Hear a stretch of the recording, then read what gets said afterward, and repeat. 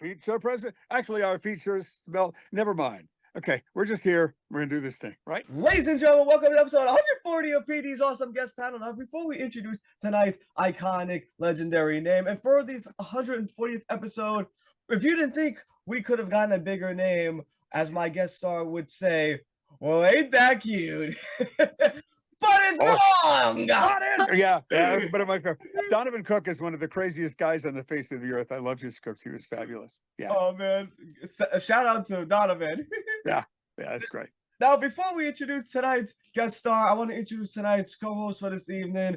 All fans of this legendary name. First off, my dear friend, who is the Ed McMahon to my Johnny Carson, the great Chris or Patty. Chris, how are you, buddy?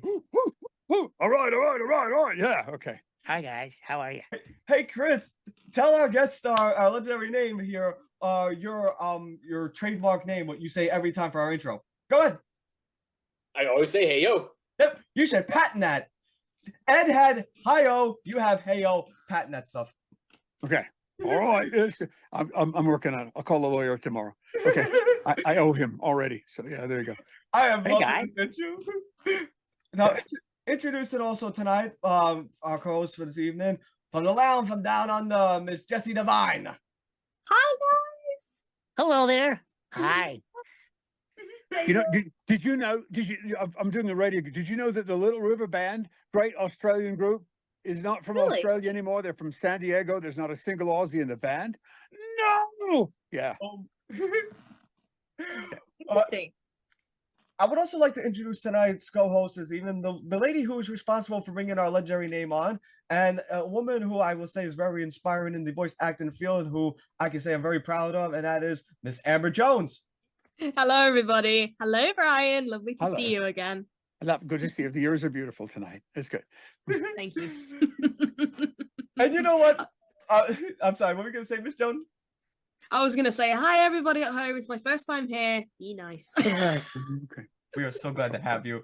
And now, enough of me babbling. Let's bring on tonight's guest star. This gentleman is a legendary name in the voice acting industry. He is known for many projects like Two Stupid Dogs and one of my favorites, the original Berenstain Bears, G.I. Joe, Snorks, you name it. My guest at this time is the legendary, the iconic Mr. Brian Cummings. Mr. Brian, how are you today? Welcome, sir. I can't believe. Oh, that's me. Never mind. Okay. Hi. Mr. Cummings, let me just say before we dive into the question that it is an absolute honor to have you here. Amber, thank you again for making this legendary name come on this show. It's such an honor, Mr. Cummings. I've been a huge fan of yours for a very, very long time, dating back to your Berenstain Bears days. Like, I still have the original tape that my parents bought me with the Berenstain Bears Forget Their Manners. You know, there are so many stories about that. It's really cool. Stan and Jan used to come to Buzzy's recording where we recorded the shows. And there was a moment that was really special. Jan said that they had gone to college with Dr. Seuss, and Ted had gotten them their actual publishing gig when they started doing their books before they ever had an animated show. And so, but she said, the thing is funny, she said, we're actually better than Ted is. And I'm going, in my head. I didn't say anything out loud, but she said, and the reason is because if he does a poem and he can't come up with a rhyme, he can make up a word. We have to actually rhyme. So we're better than him. And then she chuckled. It was great. Byron, if you did it at Buzzy's, I'm presuming you worked with Andy Morris. Yes, absolutely. Of course. Yeah. Name Nice. droppers. No, Yeah. yeah. Buzzy's has many great memories. They have again, different studios have different guys, and show business is great. One of the engineers at that studio was in the Paramount Blues Brothers band and was in a 3-piece heavy metal group and played on a couple of my silly songs for me as well, George, and also mixes all of the Adult Swim stuff as well for television. Crazy man. And he worked with another Cummings who doesn't work under the name Cummings and mixed some of his crazy movies. And I can't actually tell you who that is, but you'll find out at some point. Okay. Mr. Cummings, I got to ask you a question before we dive into the actual questions. This is a whole question that all of us want to know. Chris wants to know this, Jess wants to know this, and I'm sure everyone wants to know this question too. To this old age question, are you or are you not related to Jim Cummings? Okay. I'll tell you a story. Okay, my sister has looked into Cummings family history, and the first Cummings we could find who came to America It was a John Cummings who in the 1800s came to a little town near Buffalo, New York that is no longer in existence, but the graveyard still exists. And in that graveyard is John Cummings, who arrived in the 1800s to America for the first time. In the same graveyard is another guy named John Cummings, who arrived in the same year from Ireland and is not related. So Jim and I, obviously we're coming. So at some point there is somebody in the woodpile we'll find, but for today, we don't know where that connection is yet. So I can't like borrow money from him and never pay back.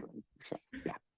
I understand. And I'm gonna pay tribute to you before we ask the first question. I want to pay tribute to you because I loved Big Paul growing up. He was one of my favorite characters. And I'll to this day, I'll always never forget when you always would sing in that show. I love to sing, sing-a-ling, and play a tune on my banjo string. Wow. I totally forgot that myself, but because Big Paw doesn't have a great memory, okay, right? The synapses, whatever they are, don't really fire. But who cares? He's fun to laugh at, right? Yeah. Absolutely. Yeah. Well, the first question I have for you, sir, is, and you mentioned this too when we talked about this. I want to talk about your memories of your first job you had when you were a teenager and you were a part-time DJ for your local South Dakota radio station where you served as one host. Yeah, this goes so far back. We had the very first promotional copy of Simon and Garfunkel's The Sounds of Silence, and there was no band or bass player. It was just two guys with an acoustic guitar. If I only had kept that, it would be worth big bucks. We had our rock and roll segment when I first went to the station was like Montavani plays the hits of the Beatles. It was like very, very MOR. And we used to do like the Dam Report. I could say, hey, I did the dam report. We'd report the water level at the Oahe Dam in the middle of the state of South Dakota. Very small town station, daytimer station, but it was the beginning. And from there, all sorts of wonderful stuff happened. So it was a start. And the other thing that's probably one of the keys of my career is when you worked in small market stations, then if you worked there, you were the disc jockey on the air. You read the news, you polled the weather. If you had to do commercials, you had to write them, you had to voice them, you had to produce them. So I had all these things that I learned to do that made me more valuable when I moved to Los Angeles. And I was kind of naive. So I went to work for a production company and they said, we got this kid who'll do 3 guys' jobs for the price of 1. Hire him. Doesn't matter if he's any good, just hire him. So I didn't necessarily start off with all the skills, but I was in the right place and learned the right stuff. And kind of being a kid from the Midwest that was a little naive, I gave people more value for what I did, and it made me successful. There's a secret you can share. Just don't let anybody know it came from me. Okay.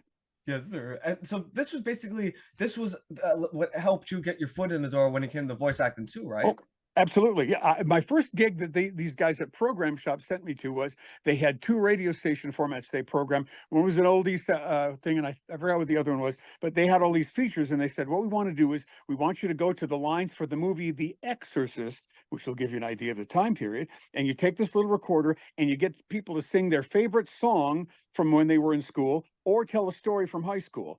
And then we'll bring that back, we'll produce them, and there'll be little things we can put in on interstitial things on the air. So I'm standing in the line at The Exorcist, and not everybody would talk to me, but I got a lot of people to do dumb stuff. For example, there was an old song by Lou Christie called Lightning Strike Me Again. And I found this girl who worked at a store, and she said, we were like Catholic, and we went to we would tell dirty jokes in chapel, and we were afraid we'd all get struck by lightning. And we put that right into this song, Lightning Strike Me Again by Lou Christie. But I didn't have enough guys there. So what I did is in the car and on the side of the street on the way back to the studio, I needed more than I had. So what I ended up doing is I faked different voices myself and did fake stories, which we then put on the air. So all those little things I did because I was either naive or desperate are things that eventually were largely responsible for my career successes. Mm-hmm. Incredible story, sir. Chris, you had a question for Mr. Cummings. What inspired you to pursue a career in voice acting? What inspired me? I was also, as a kid, we were very poor, so we didn't even have a television set. So I'd go to my best friend's house and watch TV at his house. I remember his mom called my mother and said, we like Brian. It's great for him to come and play on the weekends, but on Saturday mornings, could he not show up at 7 o'clock in the morning because we like to sleep in? But I was fascinated by television and television cartoons, and I idolized the voice of Huckleberry Hound and Yogi Bear and all of the early Hanna-Barbera characters. And actually, Dawes Butler was so good that when Bill Hanna and Joe Barbera left MGM, they figured that Dawes would just do all the characters. And it was Dawes who said, I have this friend, Don Messick, who's a classic disc jockey I think it was in Monterey or Northern California. He said, why don't we have him come and we can play off each other? And that was the beginning of the first two characters in Hanna-Barbera. And by dumb luck, I idolized this guy, watched his cartoons as a kid. And at that very same company I worked at, they brought Dawes Butler to be a guest on a radio show called 0 Hour that Rod Serling hosted. And I, with all the courage I could muster, said, Mr. I stumbled through this, Mr. Butler. I'm like, and he said, send me a tape. And I sent him a tape of my stuff, which was by today's standards is kind of like sloppy and not too focused. But he said something interesting, and I'll go back to another. There was a guy named Yule Gibbons who was a naturalist, and Yule Gibbons was this poet as well. And he would say, other people look at a bowl of humus and they just see humus. He said, I look at a bowl of humus and I see a rose. So when he said it had some good things in it about my tape, I realized it was kind of like that bowl, that I was maybe the one piece of prime rib in the bowl of other stuff. But it didn't matter because he had always wanted to teach. And by dumb luck, I became his first student. So I would then go to Dawes' place and we would read stuff and he would give me ideas about pacing and write wonderful scripts. And it turned out there's a moment in my life where we saluted Dawes, celebrating his influence on our lives, probably 30 years after Dawes passed. And all these wonderful actors, from Bill Farmer to Noel North to Nancy Cartwright, all these wonderful people were there. And I got up and said, when I was first married, we were so broke that I said to Dawes, I can't afford to pay you the $10 a week. We don't have any money. And he said, it's all right, you're on scholarship, which I was for about 2 years. And I shared that with the group. And then Nancy Cartwright got up and Bill Farmer, all these other actors got up and said there was a period of time where they had financial difficulties. And Dawes said to everybody, you're on scholarship, because he loved actors and he loved teaching people and he loved helping the craft to move on. It was a very cool thing about him that I still think is his talent's brilliant, but also his kindness is even bigger. It was awesome. I wish I got the chance to meet Dawes, Don, and I have to ask you, you had opportunities to meet Mel Blanc, right? Yes, I was supposed to study with Mel, but he had an accent. But I only met Mel once, and he was a very funny, very affable guy. At least while I was there, it was fantabulous. But yeah, they were both very different. Dawes was like a very consummate, subtle actor, and Mel was just a pyrotechnician that was crazy. He was over the top and hilarious all the time. But so the different styles, completely different styles, and different stuff to learn from both of them in their own way. I just have a quick question before I pass the question on to Jess. The question I have for you too is, whenever you were doing directing for a show, whether it was Berenstain Bears, Two Stupid Dogs, who was usually your voice director? Was it Andrea, Pat Fraley, or Sue Blue? On Berenstain Bears, it was not. It was okay, this is terrible because this is one of my favorite guys. He worked for Hanna-Barbera of Australia, and I'm vapinized them because I'm older than dirt now. Older than dirt. That's my jingle. And but it was one of the writers on Berenstain Bears. Depends. I have a director thing. I did a guest shot for Mark Evanier on a Garfield show, and good directors are so wonderful. And it was a situation where I read a line a certain way, and he said, don't read that way, read. And I said, but the logic of the way the line is for the comedic, I should read it. And he said, look, I wrote the script. I know the visual. If you read the line the way I tell you to read the line, it will be funnier because I know the rest of the stuff around it. And that's one of the reasons we need directors, because when I saw the show, it was absolutely funnier because it played against the visual, which I wouldn't have known as the actor. So good directors are fabulous. We had marvelous directors at every studio, different from sometimes the writer, sometimes the voiceover person as well. Jesse, your question for Mr. Cummings. All right. Do you prefer being a DJ or voice acting? This is a terrible, gluttonous thing to say, but it's all magic. It's all different, and it's all special in its own way. I have a large family with many children. I have 8 children, and I joke about it, but it really happened. My sweetheart took each kid aside separately at one point and said, "Don't tell anybody, but you're my favorite." And that's kind of the way it is with this stuff that we do. It's kind of like a buffet of marvelous things. So each has its own. I'm in the middle of a syndicated radio station now that I'm the morning man on, and the workload is really heavy. I do a lot of stuff and a lot of advanced promo and stuff, but it's so delicious to do. And if something, it's like it goes away as fast as it's put out there. So if we don't have any listeners, it's like I'm playing to the clouds. We don't know. But it's also one of those kinds of things that it's just great to be able to do that. And then if you can do that and you do some pre-production, you can listen back. And typically what's happened to me in the 60 million years I've been doing this is I listen to stuff and I go, that can't really be me. Are you kidding me? It's like a magical thing where you kind of get outside yourself and look, and it's a different thing. It's kind of weird, but fun. I hope that answers it in a good way. Everything is so good. It's like a great buffet. And the more you get a chance to do, I say, don't ever turn anyone down. If they ask you to do it, give it a shot. You might find out that you love it, and you might find a talent you didn't know you had. That's beautifully well said, sir. Ooh. And you said he had 8 kids. I mean, one's Yeah. expensive enough, but like, how'd you manage That's all all- that? I know I owe it to really lousy television reception, but never mind. Okay. Amber, your first question for Mr. Cummings. Okay, Brian, I'd love to know, over the years, of course, you've studied under so many people, as you said before, Dawes Butler. Yeah. Oh, yes. I'd love to hear about any mentorship or guidance you've received from people like Dawes, or anyone you've studied with, or any voice directors that you've worked with over the years. There's so much of it. I think one of the things that I like to figure out, and everybody's different even about this. There are certain actors who are known for their ad libs that there'll be stuff that's not in the script that'll just come out. What I really love about it, it's always an adventure, and if you really trust the character, if you try to get into the character really writes a lot of what he does himself. That brings a lot. So you have to kind of try to find out who that character is, so he exists on his own. So there are just so many things, and also listening a lot to what other people do is phenomenal. There are so many people who've given just so much examples to other people. And I think the biggest thing that I miss about Hollywood now is that because of the internet, we have all sorts of great new things that we do. But one thing we did before, we got to hang out with people. When we did G.I. Joe, the shows, Wally Burr was a great director, had a military background, and he wanted stuff to be exactly the way he wanted it to be. And you could do a Hanna-Barbera show in half an hour, from the read around to the finished show, including pickups. And it was a great time. It was very intensive, in and out, and you were done. G.I. Joe, you were there all afternoon long. And what was great about it is, not only was Wally's direction really important to follow, but in the process, while you were not working, you were sitting outside waiting to work, you were hanging out with a whole group of actors, huge group of actors, and you were learning from each other and telling great stories with each other, getting each other loosened up, as it were, because you were all kind of performing as in the process of the conversation. So each thing had its own discipline, and each thing had its own rewards, and what you learned from different groups was different. And that's exactly as it was supposed to be. Well, my best Wally Burr story is, we did a party for Wally about 2 years before Wally passed. And he also directed the Transformers series. And everybody knew Wally was such a specific director. I know I told you this one before, and it's really cool. It's basically at the end of the evening at this big party, we had, I may have to go, someone's calling me. We had this really big party, and he had us sing along to the heavy metal theme song for Transformers. But he was the director, Wally Burr, so we had to sing it 3 times before he said that was good enough and we could go home. It's really great. Oh, that's too good. That's too good. And you said you did G.I. Joe. There was actually something I was a little bit curious about there.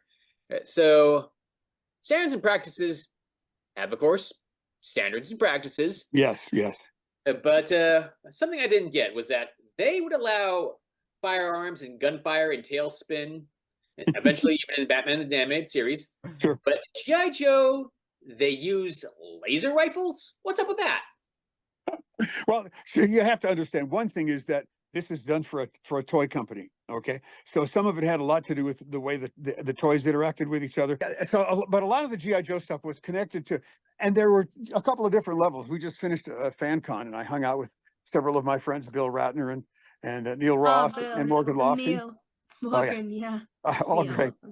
But so we were talking about that. Most of the rest of the cast, this is kind of another thing that I'm dumb lucky in a lot of ways.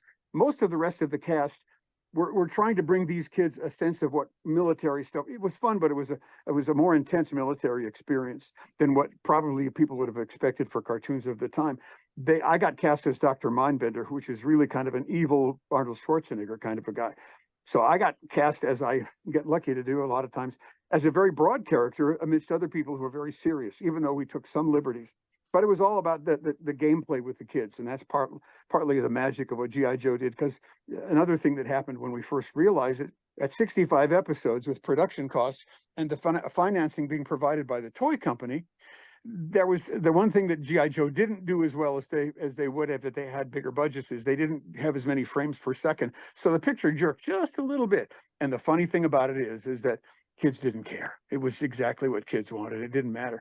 And to this day, it still doesn't matter. We still have fans that are ridiculous. So I just found a really great GI Joe T-shirt that's a send up of the old Brady Bunch, and it's the Cobra Bunch, which Ooh. which I just found. You can look online; you might be able to find it.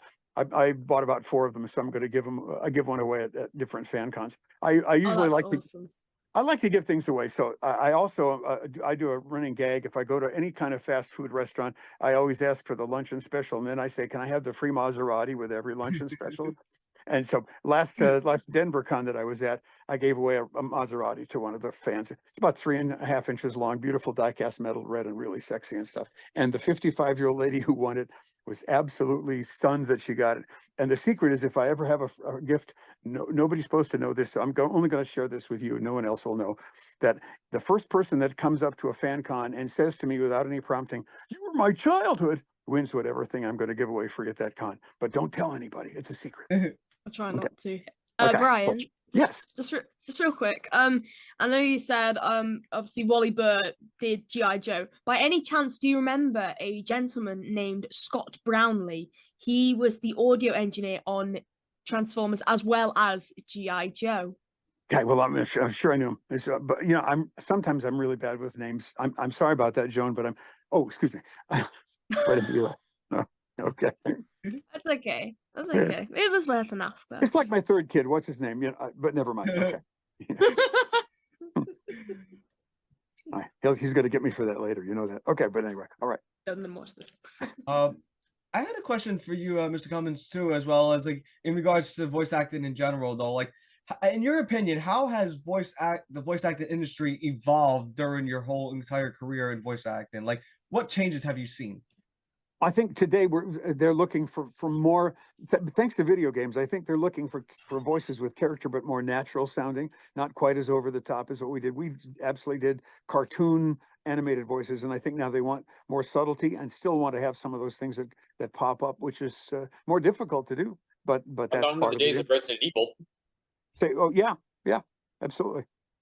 Whatever you said. No, it Oh, cut I was out. just saying, long gone are the days of Resident Evil when Oh. you could just say like the line, but not really worry about retakes. Yeah, no, absolutely. And the other thing, I had an interesting experience. For a long time, the people who ran my local con here would have people locally every year, even though we lived in town, they'd still bring us in like celebrities, and that there's new management that has changed. But I hosted a panel, and the guy that had arranged for me to be at the con had emergency surgery. So when I got to that particular con, I had a booth, but nobody knew anything about where. And I had found myself with a panel of about 3 voice actors who shall be nameless. But 3 voice actors, and when you do recorded animation project, you always have to have like razor blade. We say razor blade, but like a finger's space between the lines between characters in case they have to edit and sometimes do pickups. You can't step on each other. So suddenly I was on stage with 3 actors who didn't have to observe that right at that moment because it was in front of a live audience. And I found myself trying to run an interview, and I couldn't get a word in edgewise because they were cutting on top of each other and topping each other and being hilarious. It was a wonderful experience, even though it was kind of crazy. But that discipline is really special. When you look at a cartoon show, if you look very carefully, no one can actually step on the other person's line, because without that, they can't edit if they absolutely need to. And they absolutely need to many times.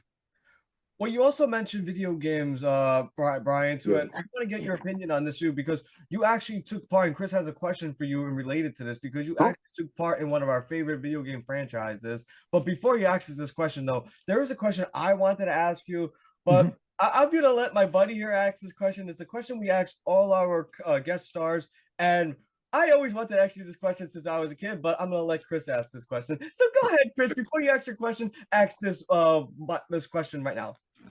How's it feel to be a legend? I just got I didn't hear anything. I didn't hear anything. Say it again, Chris. How does it feel to be a legend? In my own mind, it's really hard because I sometimes won't return my own calls, and I refuse to sign my name if I'm going to collect it.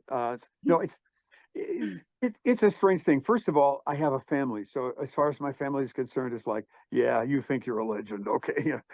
Families they know all this stuff. So it sneaks up on you. It sneaks, and again, the reality of it all, to be honest with you, is you're a legend because what you did is legendary, and that means that there were great writers and animators and directors and people who did sound effects and music. The entire process is wonderful. For us to become a legend, it really means that the product that we were connected to has become legendary in people's minds. Also, there's another thing that I learned from radio as a music director once upon a time is you can have some music that you think is fabulous and no one in the audience will like it. But on the other hand, someone will like, she wore an itsy bitsy teeny weeny yellow polka dot bikini. You know, so people like what they're going to like. So we have no control over those things. So how does it feel to be a legend? Mostly extremely lucky that people liked something that I was in, and extremely lucky that I worked with really amazing people along the way, so that my legend is something that I can't really take full credit for in my own mind because it had relied on everybody else to be great. Is that too much? No, that was very fair. No, that was enough. Perfect. We want to talk about some of your work, Mr. Cummings, but before we do, I just want to share a piece of work of why I think Brian is one of the best voice actors in the world. This is from an episode of Berenstain Bears, Mr. Cummings, and your performance in this was absolutely excellent. I'm sorry, I have to share this with the whole group because I thought this was just excellent. How about that? All right. Let's see. Hold on. The green screen's kind of like a. I know. There we go.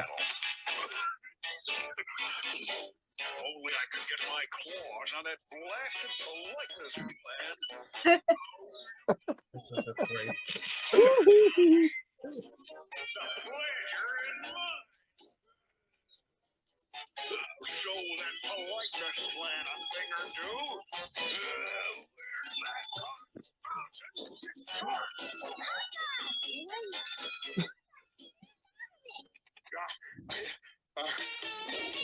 Sorry, I just had to share that. I thought Brian. I remember now, yeah, because David Mendenhall voiced brother Bear, Oh, yeah. and he was at Oh, yeah. TFCon. I met him. Yeah. When we did the party for Wally Burr, David Mendenhall and his fiancee showed up, and I hadn't seen him since he was a kid. The only sad thing, when David left Berenstain Bears, it was because he went off to do an arm wrestling movie, I believe, I think it was with Stallone, and his voice changed. And so for the last season, they had to replace Mendenhall, and the other kid was really very, very good, but David was really fantabulous, and we really missed him. It was great because I was at that party, and he suddenly came over and said hello and introduced his fiancee. It was very, very cool. Again, we are so lucky. We have wonderful people to work with. Definitely. Not every part of show business is as kind as voiceover is. I think there's a lot of respect that we all have for each other. I've been at fan cons where I've walked over and said something to an actor and actress, and they weren't necessarily as wonderful as I thought they were on screen. But most voiceover people are just the best people in the world, you know? Yeah. It's pretty cool. You and Frank Welker had such great chemistry. I just loved your work on like all the projects you did, like especially like on Berenstain Bears, where your Poppy Q Bear, like, you know, bounced off his Raffish Ralph. I thought it was really cool. Yeah. Well, Frank was the first voiceover person I met. I had a kind of a pseudo manager friend who was trying to help me get started, and she was a friend of a country music singer guy, and his best friend was Frank Welker. I was new in town, and we went to lunch, and Frank right away shared secrets and advice and stuff, and it was beautiful from day one. Still a great guy. And yeah, like I said, I'll give you a Frank Welker great story that maybe I shouldn't get good press out of it, but Frank should. We were doing the first special for the Pink Panther in which the Panther spoke, and Matt Frewer was doing the voice of the Pink Panther, and Wally Burr was actually our director. But there were three of us guys doing all sorts of little character voices. Frank was one, I was another one, and Hal Smith was the third. And Hal was delayed at another session, and Wally said, I'm going to spend hours having to re-edit stuff if I have to do pickups out of order, so I'm not going to do that. I'm just going to recast it as we go. And if Hal shows up, he can do whatever's left over. But you and Frank, I'm going to recast all the way through. And it was great. First of all, Frank's so amazing, so it made everybody better. So we all lost the characters we'd auditioned for and came up with new voices for the new characters on the spot. And it was a great workout, and it was terrific and hilarious and great fun. However, it was also the worst reviewed Pink Panther special in all of their history. I don't think anybody wanted the Panther to speak, saying nothing bad about Frewer, just because that's what the audience was used to. We just went through an election, and there's probably at least one political candidate people say, would it be better if that candidate didn't speak either? I'm just saying that. I'm just I do bad political humor. Well, one of the your projects we wanted to talk about too, and Yeah. Chris is going to ask this question as well, as you did voice works for a lot of video game projects, including Metal Gear. Chris, Yeah. go ahead and ask your question. What are your memories of working on the Metal Gear Solid Snake Eater video game as Sokolov?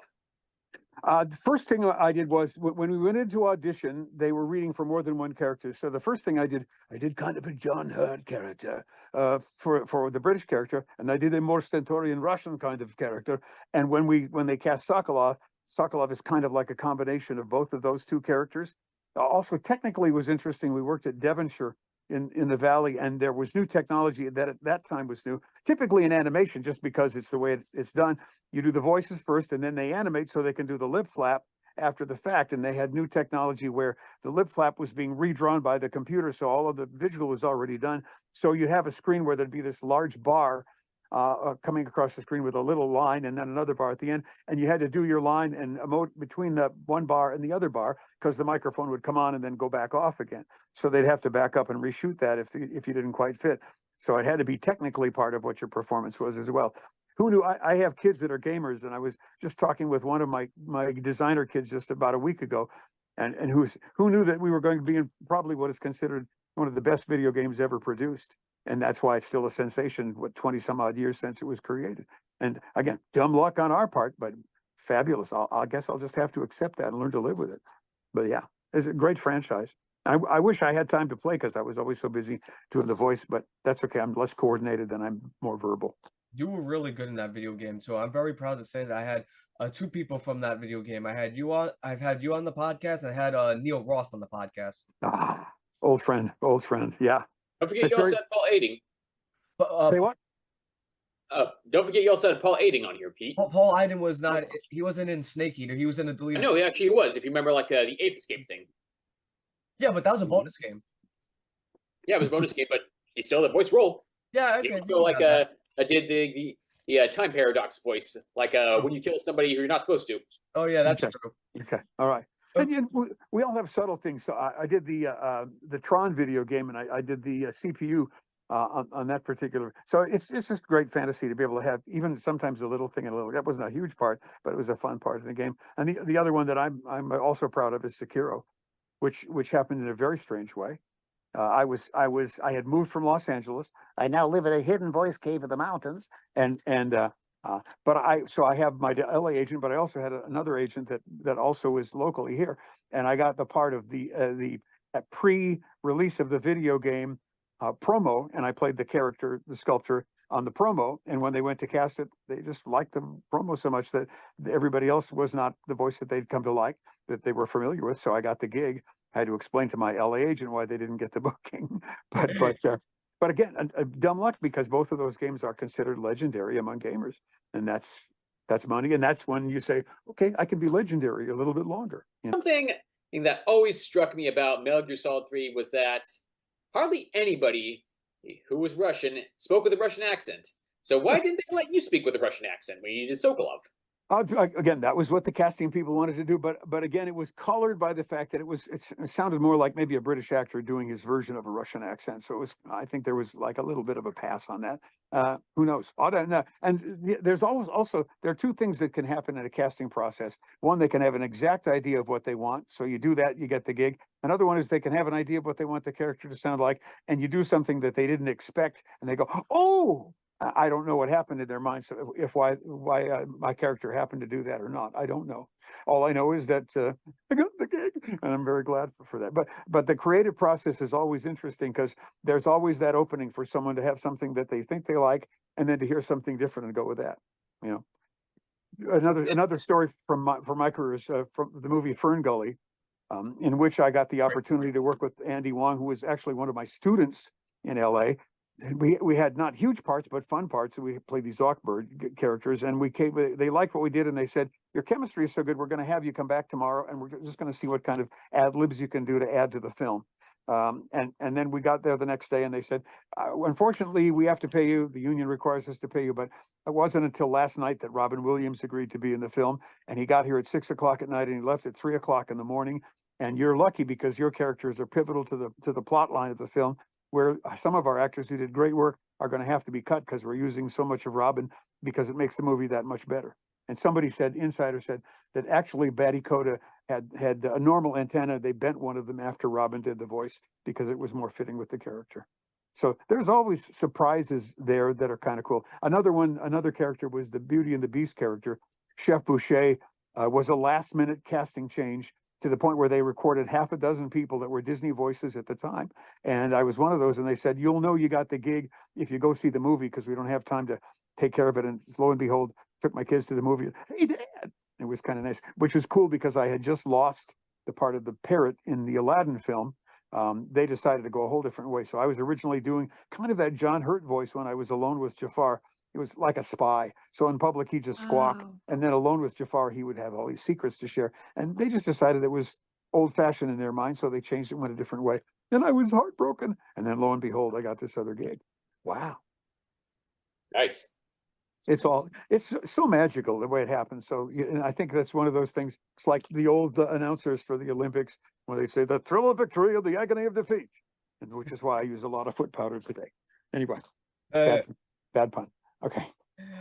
One of the questions I have for you too is another project that you were on. It was one of the biggest projects in the 90s though, and that is Two Stupid Dogs. And of course you played Mr. Hollywood on this one. I want to get your memories of your audition for Two Stupid Dogs and how you landed the role as the legendary Mr. Hollywood. You might have to ask Donovan about that. I'm guessing it's just because of that catchphrase. I probably was so far, where we go, oh, isn't that cute? But it's wrong, and the hair would blow and stuff. So it's just so I just think probably I dove in so much. There's another thing that happened early in my career. A lot of the brilliant, like over the top things. What happens is when you're scared, you could get rid of your scared by doing stuff that's way over the top. If you're way over the top, then it gets rid of the scared, and sometimes that works for the part. Sometimes it doesn't. But early on in my career, I was probably terrified and just went out and did that stuff, dove in with 2 feet. What was Brad and Mark like to work with? Brad Garrett and Mark Ship. Both stand-up comedians, so both hilariously funny and stuff. Brad would be always interesting. Brad would be hopping on his motorcycle and heading off to do a gig in Vegas after we finished the show and stuff. And his big Brad voice, big, oh yeah, it was fabulous. Their comic timing was fantastic, and maybe that also helped me to make Hollywood, really memorable because I had these guys who are really very funny in their own way. But I have to give the most credit to Donovan Cook's writing. We did one of my favorite shows. We did a Halloween show. And kind of like the old MGM situation where Hollywood was playing the part of a woman, still sounded the same, and still is bombastic. But it was really funny to me because it's a kid's show. And the idea was this woman's going to the graveyard at Halloween to visit her dead hubby.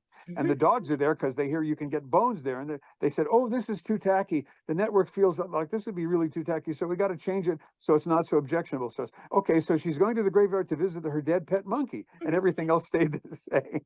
And it was still crazy and over the top. And because where the thing was placed, that's one of those shows that has very rabid fans, but it probably didn't have as huge an audience as some of the other shows. But it was absolutely and totally hilarious, and still one of my favorite writers.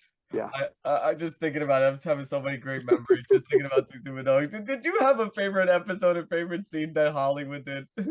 Well, the graveyard one is funny because there was another one where it was a kind of a movie scenario and there was like a jungle scene. I remember that, the dog food scene. But they were again, that was such a big deal. I really would. My throat would be hamburger at the end of the day, but it was just so much fun to do, and still is. Yeah. Oh, your acting was just wonderful. Like I remember, there was a scene where they accidentally take off his loincloth, and then he's like going like this, and you're like your voice is just feisty. You're like. Like I thought it was just great. Your acting was just impeccable when it came to playing that character. Like, go ahead. It's just like you just reminded. There's one other one that is obscure, and there are 2 very obscure ones that no one will ever find. Okay, 3, but two. I did a Warner Brothers cartoon with a dog that was in a large department store. It's like a Tom and Jerry cartoon, and the dog has only one line. And the dog is absolutely obsessed with playing Frisbee. And so it's almost like a Hollywood thing. So he was chasing the cat all the way through this big department store, many stories. But then somebody would find a Frisbee and throw it, and he'd be running over, oh, Frisbee, Frisbee, Frisbee. he got out of his mind and is, like losing it and stuff. But some of those are fun. The other one, again, the affectations are so much fun. There was a Raggedy Ann and Andy series, lasted one season, and I played the villain Cracklin. And what was great about the villain was he had this kind of pinched nose, almost like Joe Flynn on McHale's Navy. I mean, he was a very evil guy, but he had horrible allergies. So he'd get really excited and be like dealing all sorts of mayhem at these innocent little dolls, right? And he would then suddenly start coughing and hacking because of his allergies. So again, I love those affectations are marvelous. They make a colorful character. You can have fun with them. I loved your role in Rugrats, though, because I remember you played a conductor in Rugrats. Okay, well, that goes way back. If you said that, I had I to love say the just obscure ones. obscure is great, but every once in a while, somebody goes, I did that. I know. What did I do? I don't. Yeah. Do you Okay, remember sorry. playing incidental character number 26 Yes, in yes. such and such show? Yeah. How did you know that? I don't even know that myself. I think incidental 23 was more my. No, I'm kidding. But yeah, one of the. But it's also good. Again, people we work with are so great. I did a fan con and I did about 4 Batman episodes, and they were all kind of really small roles. So there would be like a mugger, and there was a newsman, and we had a panel, and the producer of the series was on, and he came and he was talking. People said, Cummings, you did really great. And I'm going, I had really small, like one-line roles. Yeah, but and I thought, geez, the producer remembered a little teeny part that was done by one actor, which says a lot about the producer director. But also like, well, they like my work. That makes you feel good, even in the tiniest roles. So there's an old, there are no small parts. There are only small actors, and so you take that part and do something with it. That's the deal. Yeah. Pay attention. That's the truth. Okay. Yeah. Something I also wondered about Two Stupid Dogs, though, is it actually Hanna-Barbera or is it Hanna-Barbera adjacent? Because Secret Squirrel was thrown in there. As far as I know, it was Hanna-Barbera, but I'm not always, I show up, the agent says go there. So Berenstain Bears was actually Hanna-Barbera of Australia, even though it was Hanna-Barbera. It was a different arm of the company when we did the series.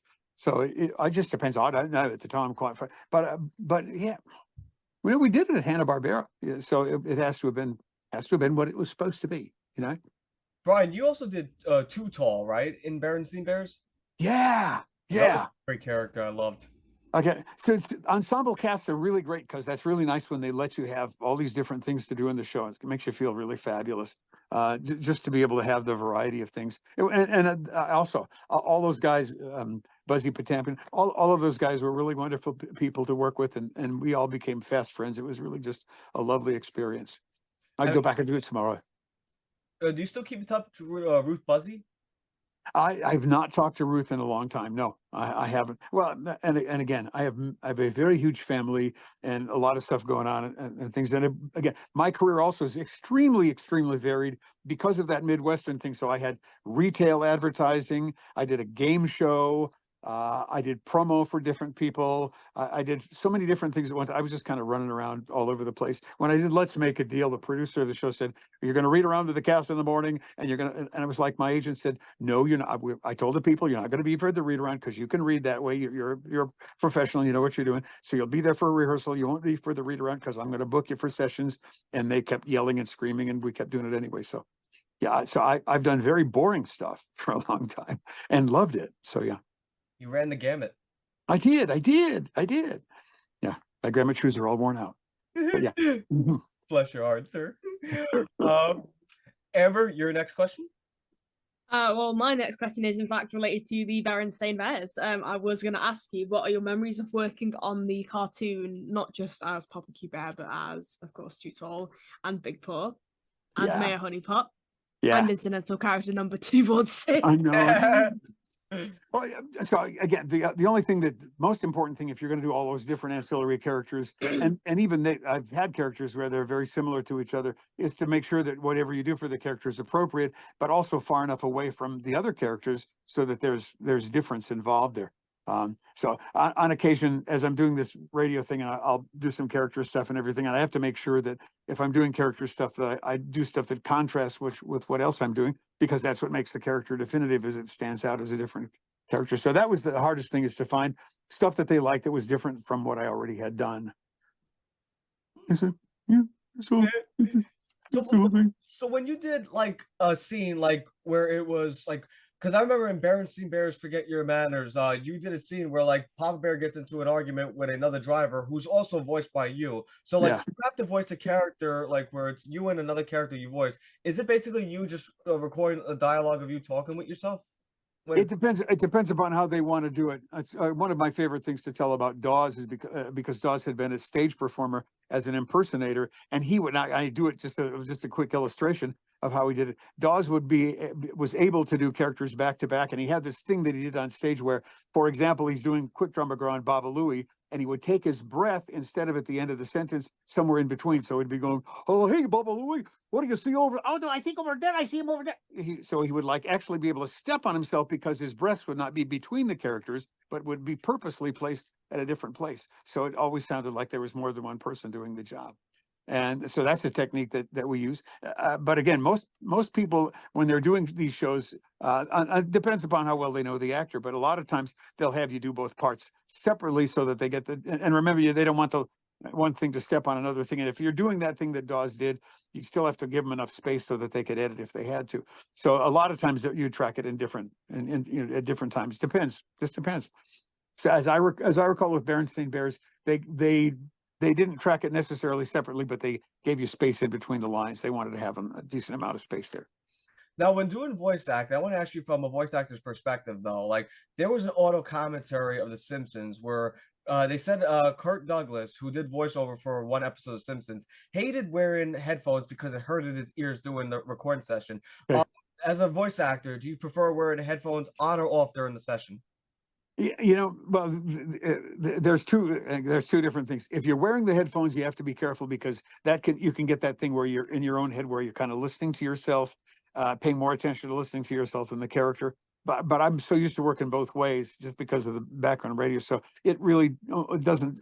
I work both ways. It's just the way it is. But there's that thing inside your head that's kind of magical when you do it with the headphones on. So Wow. yeah. It's best to be able to work both ways. That way you're under everything you can do to if you want to do this as a career, it's best to be able to have a discipline so you can work whichever way they want you to work and still be effective. But the only thing that's when you work with guys who are great stand-up comedians, there's one thing that you have to do. I remember I won't mention the guy's name, but he's a great stand-up guy. And we did The Adventures of Billy and Mandy. And I heard somebody talking about said, "Oh yeah, well we had really had a great cast. Oh, and we had so and so." And it was the comedian who was doing the little ad lib lines who was remembered. So then you go, okay, so now I have to be able to have funny things to say at the end of the session. So they'll go, "Oh yeah, we had a really and we had this comedian. Oh, and we had Brian Cummings." So you want people to remember you, so they'll have you come back to the party again. So sometimes the stand-up guys always win out because they've always got funny stuff to say. Yeah. Yeah, it's funny. Okay. Yeah. Jesse, your question for Mr. Cummings. Hello. Hey. Memories working on DuckTales as Doofus Drake. Oh, those shows, we did them at B&B Sound. Those shows are great. Everybody was really wonderful. B&B was a great place to work at, and all of having done small parts in other of those Disney shows at that period of time, Doofus Drake is just like the most wonderful earnest little character. He's just such a sweet guy. So yeah, just Doofus was a pleasure to do. Because he lives in that really innocent part of our lives where everything is magical, and to have Launchpad be my hero, oh, it's that, And so yeah, just lovely stuff. And again, when you work with really great people, the scripts are awesome. To create this little milk toasty guy, and then have him become the little in his mind's image, become it was really great. And again, since you get to do more characters, I also got to be one of the Beagle Boys, who was kind of like the hippie, bopping kind of guy. So all of that stuff was great. The only thing that was weird was one episode we did. The Beagle Boys were pirates, and in the middle of it, they had like this barbershop quartet sea chanty song. And probably I never saw the episode. I remember that one. And So they wanted us to be a barbershop quartet, only there's only 3 Beagle Boys, and Frank, for all of his wonderful talents, doesn't sing, and there was no music anyways. So we faked a melody, and then we just sang several parts, and they said they'd put it together. And I'm guessing probably Disney just hired some session singers to do it. But at the time, I was thinking it's so weird of Disney not to have everything prepared for us to do that at the time. So now I'm thinking they had to replace this with somebody else because they must have not expected we could have sung. It would have been great if they let us, but that's life too sometimes. Yeah. Did you ever watch the DuckTales reboot and see what they did with the Doofus Drake's character? You know, it's a total, and I look at it. There's 2 different ways. There's the purist thing, which is like the Karl Barks comic books, which were legendary and different. You know, that whole thing where they did that opening segment with Alfred Molina, taken right out of a Scrooge McDuck comic book that Carl did, verbatim. So there's a historic thing about the series that we did that's special, that you kind of like to have it stay special. On the other hand, there's the James Bond principle, and that is the James Bond franchise went on to no matter who became James Bond. So this is a new version of it, and it's its own identity, and it has fans that are rabid about it. And that's part of the deal. If you're going to do this, you've got to accept that things are going to change, and people are going to sometimes get replaced, and concepts are going to change because that's the nature of creativity. So I'm fine with that they have fans, and I've seen like part of an episode, but that's just because I'm busy. But I give them kudos for creating a whole new identity. I'm really happy with what we did. And you know, it's like, you know, I have people in my family who watched the MASH movie and then watch the MASH series and go, yeah, the series is okay, but the movie, and I've had people do the flip. I go, yeah, I saw the series. I saw the series, and the series is wonderful. The movie is disappointing. It's kind of just where you're coming from, and that's okay, because those things sometimes it comes back around to you where you get a chance to reinvent something that somebody else wants to. So it works either way. You just have to take that as part of the deal that you accept when you take the gig in the first place. Would you say It sure beats not doing it. Yeah, sorry. Would you say no worries? Would you say it's very similar to when you worked on Gummy Bears as Sir Tuxford? Yeah, well, Tuxford is really sad because Roger C. Carmel passed away, and basically I was there and had a voice range that was right. So I did my best to kind of be as close to the original Tuxford as possible because that's what was required. But and that was very sad. But it was also really marvelous to work with friends that I've worked with before, and I've all the cast that I've worked among, and I didn't have big parts in that cast, but they were all people that I know and people that I love and respect as other performers. And I loved the synergy between the cast members. It was a very special closeness that they had, and their rhythms were reflected in how successful they were. Pretty fabulous. That is fabulous. We have a couple more questions before we wrap up, though. And one of the questions I have for you too is access to every actor that comes on the show too. I want to put you in a scenario, Mr. Cummings. It's called the raw emotion questions, which you are very good at when you played like many characters like Mr. Hollywood, etc.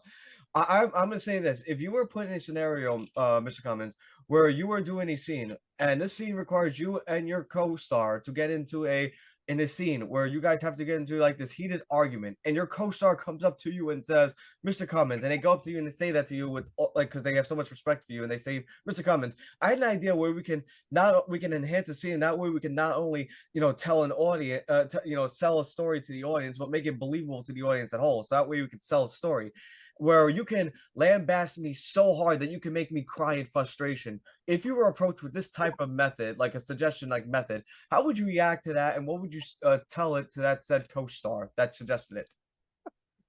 That's tough stuff, okay? Okay. I didn't know who to vote for this last year. I didn't know whether I was going to vote for the crooks or the idiots. You embody both in one person. So there, I'll tell you that right now. You don't. I'll slap you upside the head so hard that it's not. Oh, come on. Yes, I will. Don't you argue. Oh, yeah, but I'm in here and I'm the nice. Shut up. Sit down, or I'm going to hit you again from the inside. You know how that hurts. Something like that. I'm lost for words. That was good. You made that up on the fly. That was impressive. That was a good, really good. I make fun of Robert De Niro on my radio show because he likes the F word. I keep saying, I'm going to give you 2 more letters. You see, I'll just put an ER at the end of the other word, okay?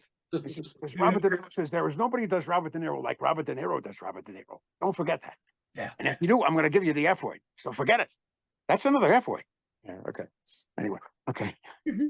Weird. Chris, you had a question for Mr. Cummings. Which character or role is your personal favorite?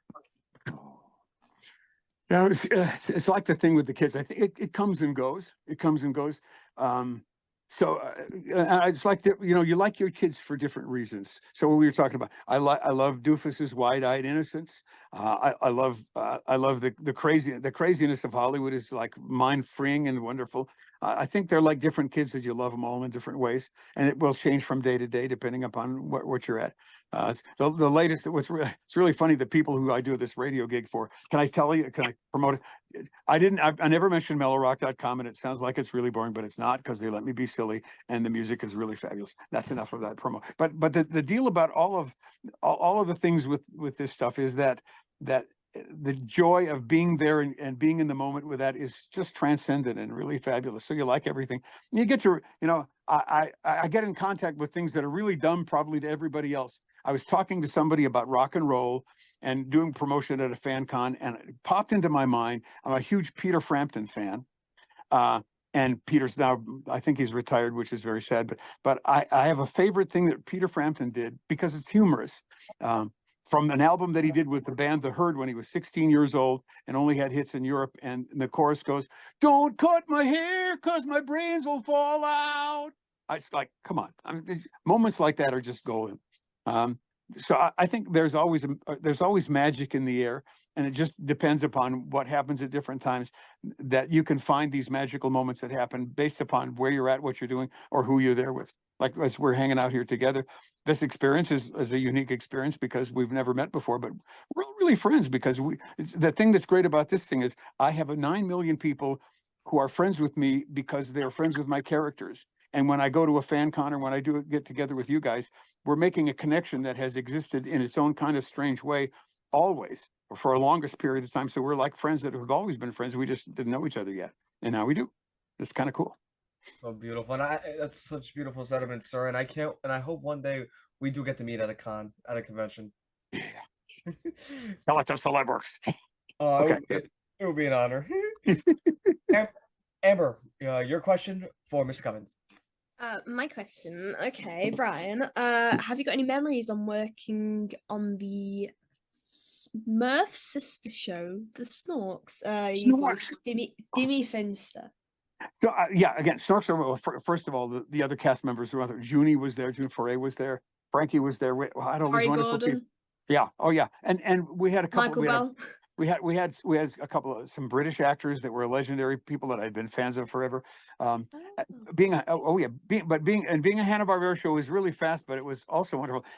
There's so much embodies in Dimmy that's very similar. There are little pieces of Dimmy that are probably involved in Doofus and other things, because he was a little more rambunctious and a little more of a go get him kind of, a very enthusiastic kid.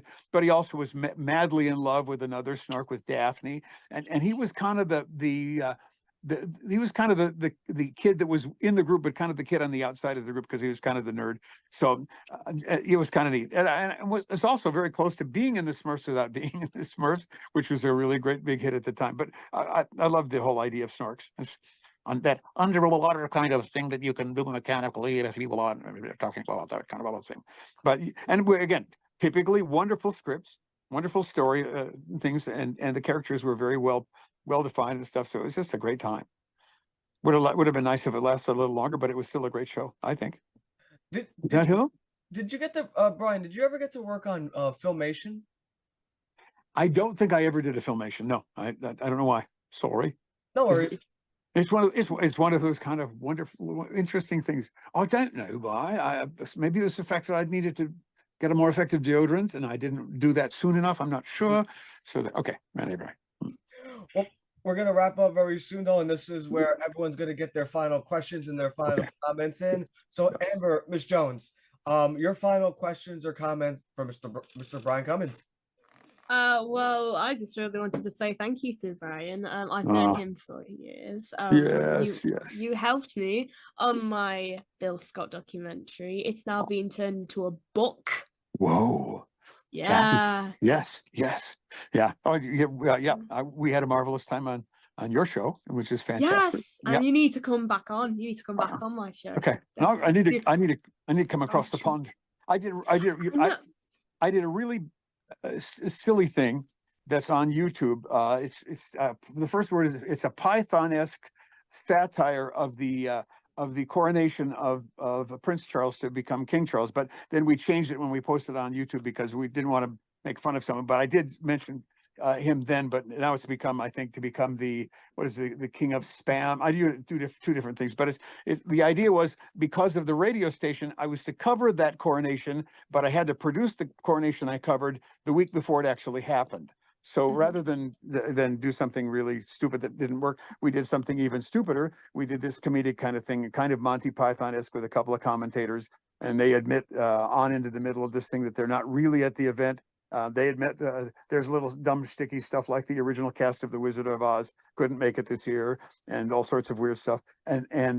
But we have these two British commentators who are in a pub trying to do a report about something that doesn't really happen, and it's on YouTube if you want to go watch it and see what happens when they let somebody be silly for about 6 minutes, because that's what they did. Yeah. Yeah. And I will accept contributions.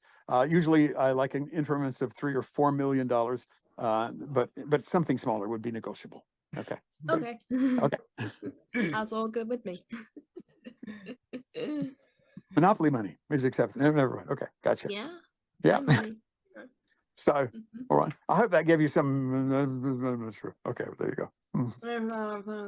Yes, it Yeah, did. and Thank you. that's see in voiceover. That's why it's great to do radio. Is that if you don't think of something funny interesting to say, if you're a voiceover person, you just say something dumb in an accent. It's fabulous. Yeah. My boss will have me in, and he'll call me and he'll say, "You're a little bit over the top today. You know, this is a mellow thing. So could you pull back?" And I'll say, "Okay, yeah, pull it back." Okay, but hey, we really like what you're doing. But it's back and forth. You keep trying to dance them back and forth, but it's still much fun to do. All right. So Mr. next Vine. question. Oh, Mr. Vine, final question or comment for Mr. Cummings? It was great to meet you and learn about you Thank you. since Thank you're a you. legend. In my own mind, but thank you so much. I You're appreciate welcome. you were most kind, and I appreciate being with you so much. Me too. Thank you. Ed, Okay, never mind. Okay. Ed, I mean Chris, sorry. Final comments or question for Mr. Cummings? I mean, just because I'm your Ed McMahon doesn't mean I am Ed. Sorry, I'm just used to it, buddy. It's just like you're my best friend, so you know how Ed was Johnny's best friend. Well, Mr. Cummings, we definitely appreciate what you've done, and we appreciate you being part of our childhood, as well as like all the voice characters that you've brought to life. But one thing I'm kind of curious about with regards to the Berenstain Bears, Yes.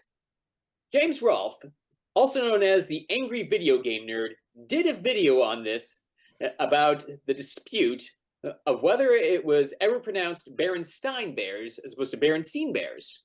And in fact, there's probably 3 or 4 different pronunciations around. So yeah, Berenstain, Berenstain. But at least according to these two people, I don't know where they get the authority, but Stan and Jan really insisted on it being Berenstain. So I'm going to go with that. Yeah. Okay. Like they said on the planet, never mind. Okay. Mispronunciation. So it wasn't necessarily the Mandela effect at all. It did in fact actually get pronounced that. Mandala. Yeah, no, gotcha. I got you. Yeah, Nelson Mandela. Yeah. Okay. Oh, Nelson Mandela. Got him. Yeah, as in Nelson Mandela, as in the Mandela effect. Like you think something happened, but then it didn't turn out to happen. In some cases, it could have actually happened. I've always just wondered if Nelson was actually a Mandela. I'm not sure. Okay. Never mind. We're talking about Nelson Mandela of South Africa, as was referring to. South Africa. Good. I like them down there. Yes, indeed. Before I say my final comment, I'm going to say my final question to you, Mr. Cummings, and that is, what's next for Brian Cummings? Now, Mr. Cummings is part of my show where it's an open forum. You could talk about anything, promote, hype, say anything you want. I am passing the proverbial microphone onto you. The floor is yours, Mr. Cummings. Well, all right, everybody. At this point, the radio thing rolls on. Got a couple of cons for next year. We just finished a video for somebody that was kind of a version of what is this? The spinning to gold, a Rumpelstiltskin. I just finished a project based on Rumpelstiltskin. And other than that, just kind of like going forward day after day. I have also published this is a long story that I did starting back in the late 80s. One of my Disney producers wanted to do a pilot for a talk show for kids, and it was about because it was from the kids' viewpoint. We had Mario Lopez as a guest host on the pilot, and the idea was to do issues from their viewpoint. So the first show was about a parental drug abuse situation where the kid saved her parents' lives, literally. And they wanted to do a music video, and there was only one song in history we could find that related to that. That was a pop song. It was an old Rolling Stones song called "Mother's Little Helper," and they wouldn't license us. So and I did character singing. So I went home and I hummed this thing and wrote some lyrics and took it to a friend of mine at Fox, and we did a song about a parental drug abuser. And I was kind of hooked. So then I started doing music, and I've done like 6 different CDs over a period of time. And the most recent one that I take to cons was based on the Stan Lee con in Los Angeles when they changed it. The last year that Stan was alive. And I decided to write a song about going to a fan con. As far as I know, I'm at least the first, maybe the only person that's done a pop song about going to a con. And I created a whole fan con package. So the latest, most interesting stuff I'm doing is I'm going back to pick up some music and do some more stuff. But I now have about 8 hours worth of stuff on a USB drive that I sell to people at cons. I also have a printed CD, which are getting to be more like small frisbees than something you could actually use. But there still are players. And now I'm actually going to have to start getting adapters for the USB drives, because now they have to adapt to USB-C to play in some devices, but it still goes on. And so occasionally, the music has kind of become a fun thing to do. Character singing's always been cool anyway, but it's kind of nice to just like do it seriously. What the heck? So that's the latest adventure. Yeah. Will you be at New York Comic-Con next year? Talk to a celebrity. I know I'm firmly booked at the G.I. Joe Con next year in Augusta for next summer. That's a firm booking. Everything else is up in the air. I'd love to go to the New York Con. I have kids in New York and kids in Maine, and it'd be great because I could combine a trip with hanging out with some fans and stuff. The New York Con's pretty massive, pretty awesome. So we'll have to like nudge them. If you want to like say, send them to the New. It'd be nice. It'd be great. Sure. Totally. And before I say my final comment to Amber, would you like to promote? Would you like to promote your podcast at this time? Of course, yes. Yeah. I'm on a podcast. Brian's been a guest on it. It's called In Conversation with ATF, and you can find it on YouTube. And you can find me on most platforms as Amber Leah X or Amber the Fangirl. That's really all I'm known as in most places. Go ahead and follow that, people. Yeah. So unfortunately, we never saw the fan, but I get that. I think they're a different fan. Excuse me, I'm all confused. Sorry. Okay. Fan right here. I got a fan right here. Yeah, it is cool. There Awesome. you go. Your biggest It's on my fan. desk. It's on my desk. That's literally cool. All right. Very good. And you know what, Amber, I would love to have you on for future episodes too. I know you have your podcast, but you're always welcome to come back on the podcast anytime when we have a voice actor, you name it. You're always welcome to come on. But Mr. Cummings, I just want to say too, like, I just want to thank you not only for this amazing interview you gave us, but I just want to thank you for those memories you gave us. I know this sounds cliche, and Chris and I always have this dispute. He sounds like I sound like a broken record when I say this. I like to think of it as a catchphrase when I say this, though. And when I say this to Mr. Cummings, is that you have this incredible gift, sir. Not many have, where you could take a 30-something-year-old fan and bring him way down here and make him feel like that little kid again, watching Two Stupid Dogs, or watching Berenstain Bears, watching Papa Q Bear, watching Mr. Hollywood, just making all those times to just take it in and soak in all those memories, watching those things, and just whether it was, laughing so hard that your sides were splitting. Like, I just remember all those good times, like watching, like your incredible work in voice acting, sir. So I just wanted to thank you for this interview. And I just wanted to thank you for those memories you gave all of us, me, Jess, Chris, Amber, those memories you gave us. And and I will also send you a copy of this interview when it's all done and settled. Yes. One last thing. Yeah. Yes. Also, don't forget, before we actually have the video show, make sure you throw in that line that he said at the beginning. And now our feature presentation. Okay. I will. Don't worry, that will be added. Don't you worry. Yeah, you got it. Okay. We're gonna do something fun. All right. So we're gonna do something for you, Mr. Cummings, before we conclude. And Chris knows where I'm going with this, and I think Jess knows where I'm going with this. Amber, you can join into if you want to. And I waited since I was a kid to do this for you, sir. And that is, thank you, Brian. Thank you, Brian. Brian. Thank you, Thank you, Brian. Woohoo! But again, And thank you right back. Yeah. Ooh. we'd love to have you on in the future one day. But thank you again for coming on, sir. It was a Total pleasure. honor, and you have a wonderful night, sir. Thank you. Okay, only one thing is I gave the Maserati I was going to give to you away already last week. I'm so sorry. Forgive me. That's okay. It's okay. Everybody have a wonderful night. You bet. You too. Take Good care. night, Bye. God bless.